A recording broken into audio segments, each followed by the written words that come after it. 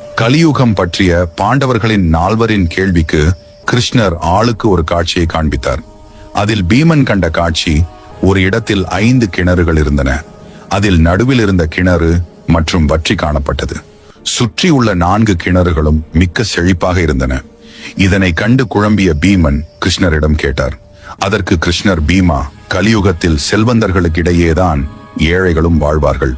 ஆனால் செல்வந்தர்கள் ஏழைகளுக்கு உதவ மாட்டார்கள். அதற்கு மாறாக மேலும் செல்வதை தான் தவறான வழியில் சேர்ப்பார்கள் என்றார்.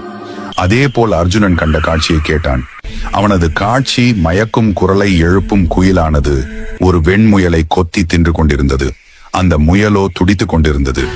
கிருஷ்ணரின் விளக்கம், போலி மதகுருகள் இனிமையாக பேசுவர், ஆனால் மக்களை ஏமாற்றுபவர்களாவே இருப்பர், அந்த குயிலை போல் என்றார். சகாதேவன் கண்ட காட்சி, பசு ஒன்றுதான் ஈன்ற கண்ணு குட்டியை நாவால் வருடி சுத்தம் செய்த பின்பும் விடாமல் சுத்தம் செய்து கொண்டிருந்தது. அனைவரும் கண்ணுக்குட்டியை தாயிடமிருந்து பிரிக்கும் போது அதற்கு காயங்கள் ஏற்பட்டிருந்தது. தாய் எப்படி பிள்ளையை காயப்படுத்த முடியும் என்று எண்ணினான். கிருஷ்ணரின் விளக்கம், கலியுகத்தில் பெற்றோர்கள் பிள்ளைகளின் மீது வைக்கும் அளவு கடந்த பாசமானது அவர்களை நெறி தவறி நடக்க வழிவகுக்கும். அதனால் பெற்றோர்களே பிள்ளைகளின் துன்பத்திற்கு காரணமாகிறார்கள், அந்த பசுவை போல் என்றார். நகுலனது காட்சி, ஒரு பெரிய பாறை ஒன்று கீழே உருண்டு வந்தது. எது தடுத்தும் நிற்காத பாறை ஒரு சிறு செடியில் மோதி நின்றது.